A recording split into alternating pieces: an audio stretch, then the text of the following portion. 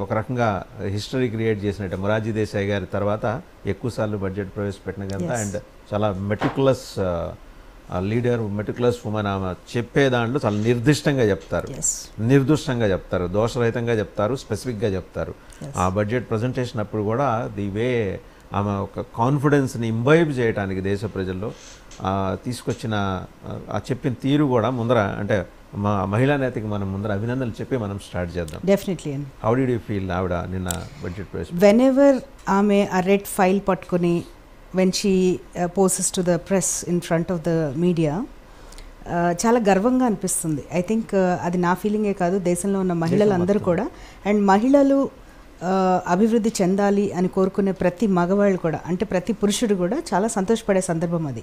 ఒక మహిళ అంటే ప్రపంచంలోనే ఇంత పెద్ద ఎకానమీ ఇదవుతున్నప్పుడు, థర్డ్ ఎకానమీగా మనం రూపాంతరం చెందబోయే టైంలో, ఈ టైంలో ఒక మహిళ అది చేయటం అనేది నాకు చాలా సంతోషంగా అనిపిస్తుంది. అది బీజేపీ పార్టీ యొక్క గొప్పతనం కూడా. ఒక మహిళను నమ్మి వారి కెపాసిటీస్ని, కేపబిలిటీస్ని విశ్వసించి ఆమెకు అంత మంచి పోర్ట్ఫోలియో ఇవ్వటము, దాన్ని ఆవిడంత సమర్థవంతంగా నిర్వహించటము, మీరు అన్నట్టుగా మొరార్జీ దేశాయ్ గారి ఇది చేయటం, ఇంకా ఫ్యూచర్లో బీట్ చేస్తారు కూడా. I'm sure she will be our next finance minister also. Best part of the budget మీకు ఏమనిపించింది నిన్న? నాకు frankly best part of the budget రెండు అంశాలండి. ఒకటి ఏంటంటే 1,00,000 కోట్ల నిధి ఒకటి ఏర్పరిచారు, ఒక కార్పస్ రీసెర్చ్ అండ్ ఇన్నోవేషన్ కోసం.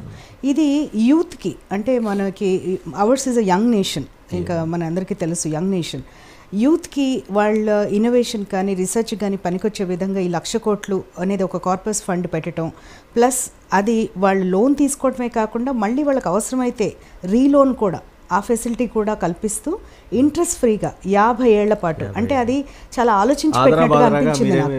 అవును, ఇప్పుడు సే సపోజ్ ఒక స్టూడెంట్ ఒక 20 ఏళ్ల వయసులోనో 18 ఏళ్ల వయసులోనో లోన్ తీసుకున్నారనుకోండి, మీరు ఒక టెక్నికల్లీ ఒక 25 ఇయర్స్కి వాళ్ళు జాబ్లో చేరారు అనుకుందాం, ఒక 10 ఏళ్ల తర్వాత, ఒక 10 ఏళ్ల యావరేజ్గా వేసుకుంటే, మీరు ఎప్పుడైనా కూడా జాబ్లో చేరిన వెంటనే మీరు లోన్ తీర్చే హడావుడి లేకుండా, అంటే వాళ్ళకి ఫ్యామిలీ ఫామ్ అవడము, కుటుంబపరమైన మెడ మీద కత్తి వేలాడకుండా వాళ్ళకి 50 ఏళ్ల పాటు వాళ్ళకి సమయం ఇచ్చారు. అంటే ఒక వ్యక్తి మిడ్ ఏజ్కి వచ్చేటప్పటికి అప్పు తీర్చే విధంగా, అది కూడా ఇంట్రెస్ట్ లేకుండా. So this is nothing but అది, ఇది ప్రపంచ దేశాల్లో ఎక్కడ మనకు ఉండదు.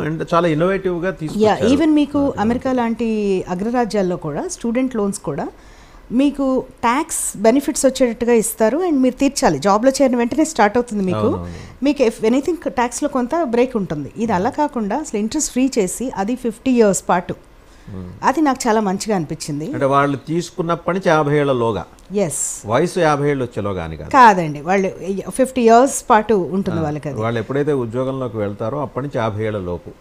అంటే ఉద్యోగంలో కాదు, లోన్ తీసుకున్న దగ్గర నుంచి 50 ఏళ్ళు, లోన్ తీసుకున్న దగ్గర నుంచి. సో దాట్ ఈస్ వన్, చాలా మంచిగా అనిపించింది అది నాకు. అంటే చాలా ఆలోచించి తీసుకున్న నిర్ణయం, అండ్ యువతకి చాలా, అంటే ఇట్ ఈస్ అ వెరీ, అంటే ఒక హోప్ ప్రైజ్ చేసే ఇది. అది చాలా మంది మనకు తెలుసు మంచి మంచి ఆలోచనలు ఉన్న స్టూడెంట్స్ ఉంటారు, చాలా రీసెర్చ్ చేయాలి, ఇది కనిపెట్టాలి, ఇది మనము దేశ ప్రగతికి మనం కూడా దోహదపడాలి అనుకునే వాళ్ళు చాలా మంది ఉంటారు. పర్టికులర్లీ రూరల్ ఏరియాస్లో చాలా బ్రైట్. దేశవ్యాప్తంగా మేడం, అంటే కిందటి సంవత్సరం నిరుడు కేంద్ర ప్రభుత్వం దేశవ్యాప్తంగా ఇటువంటి 11 ఇన్స్టిట్యూట్లు పెట్టింది, అచ్చంగా రీసెర్చ్ ఓరియంటెడ్ ఇంక్యుబేషన్ సెంటర్స్ కూడా పెట్టారు. మనకి ఐ బిలీవ్ 2 తెలుగు రాష్ట్రాలు తిరుపతిలో పెట్టారు.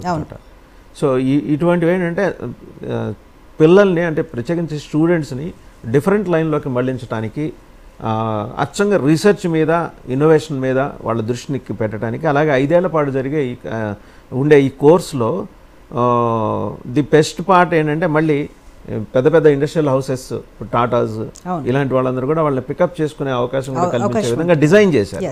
అసలు పిల్లల్లో, ముఖ్యంగా యువతలో సృజనాత్మక శక్తి, ఆలోచించే శక్తి, క్వశ్చన్ చేసే శక్తి ఎక్కువగా ఉంటుంది. సో వాళ్ళకి రీసెర్చ్ అండ్ ఇన్నోవేషన్కి వాళ్ళకి ప్రభుత్వం వైపు నుంచి లోన్ రావటం అంటే అది పేరెంట్స్ మీద కూడా చాలా భారం తగ్గిస్తుంది. అంటే పేరెంట్స్ కూడా చాలా వెల్కమ్ చేయాల్సిన డెసిషన్ ఇది. ఇది ఆలోచించి చూస్తే దీనివల్ల ఉత్పాదక శక్తి పెరుగుతుంది. ఫ్యూచర్లో యూత్ ప్రభుత్వం మీద ఉద్యోగాల కోసం డిపెండ్ అవ్వకుండా వాళ్ళే ఆంటర్ప్రినర్స్గా డెవలప్ అయ్యే అవకాశం ఉంటుంది. సైంటిస్టులు, రీసెర్చ్ ఓరియంటెడ్ జాబ్స్ చాలా పెరుగుతాయి. అంటే అనేక విధాలుగా దీన్ని ఉపయోగించుకోవచ్చు. సో అది నాకు చాలా సంతోషంగా అనిపించింది and we all should welcome that. అది చాలా ఆలోచించి పెట్టిన డెసిషన్. ఇక సార్ పొలిటికల్ ఫ్రంట్లోకి వచ్చేస్తే ఇంకొక డెసిషన్ ఏంటంటే ఇది నాకు బాగా నచ్చింది ఏంటంటే ఆశా వర్కర్స్కి, అంగన్వాడీ టీచర్స్కి, హెల్పర్స్కి కూడా medical coverage, Ayushman Bharat coverage extend చేశారు. అది కూడా చాలా మంచి ఇది అనిపించింది నాకు. ఎందుకంటే చాలాసార్లు మేము గ్రౌండ్లో తిరుగుతున్నప్పుడు ఆశా వర్కర్స్ వాళ్ళందరూ అడుగుతూ ఉంటారు, అదే వాళ్ళు అడుగుతూ ఉంటారు, మేడం మాకు ఇది వర్తించేలాగా చేయండి అని. నాకు చాలా సంతోషంగా అనిపించింది because that is the first demand from all ASHA workers మేము ఎప్పుడు కలిసినా కూడా. సో అది ఇన్ఫ్యాక్ట్ మేము వెన్ బి అంగన్వాడీ అభియాన్ అని మాకు ఒక పార్టీ రిలేటెడ్ ప్రోగ్రామ్ ఒకటి ఉండింది.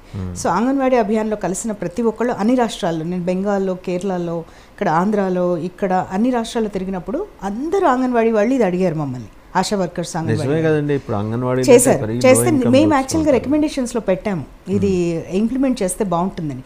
సో నాకు యాజ్ అ పార్టీ వర్కర్ నాకు ఓకే, మేము కలిసి గ్రౌండ్లో చేస్తున్న వర్క్కి మేము పెట్టిన రికమెండేషన్స్కి ఎక్కడో సంబడి ఈజ్ యాక్చువల్లీ అంటే నేను ఒక్కదాన్ని అయ్యి చాలా మంది పెట్టుకుంటారు అది గ్రౌండ్ అంటే they are hearing to the ground అనేది నాకు నమ్మకంగా అనిపించింది. ఇలాంటి గ్రౌండ్ అండ్ కనెక్టివిటీని వాళ్ళు కోల్పోలేదు గ్రౌండ్ తోటి. జనరల్గా పవర్లోకి వచ్చిన తర్వాత ఉండే కొన్ని హిండ్రన్సెస్ ఉంటాయి, వాటిని ఓవర్కమ్ చేసి ఫైనాన్స్ మినిస్టర్ దాకా దీన్ని తీసుకెళ్ళగలిగారు. బీజేపీలో ఆ గొప్పతనం ఉందండి. గ్రౌండ్ నుంచి ఇంక్లూజివిటీ అనేది ఒక కాన్సెప్ట్గా తీసుకున్నారు మోడీ గారు. అన్ని వర్గాల వాళ్ళని, అన్ని రంగాల వాళ్ళని కూడా కలుపుకోవాలి. ఇప్పుడు మీరు చూస్తే సింగిల్ విమెన్ ట్రావెలర్స్ ఉంటారు, వాళ్ళ ప్రాబ్లమ్స్ తెలుసుకోవడానికి ఒక కమిటీ ఏర్పాటు చేశారు. అలాగే ట్రాన్స్జెండర్స్ ఉంటారు, వాళ్ళ సమస్యలు తెలుసుకోవడానికి ఒక కమిటీని ఏర్పాటు చేశారు. ఇటీవల చాలా పెద్ద ఒక గ్రూప్తో కూడా మీట్ అయ్యారు ఆయన కలిసి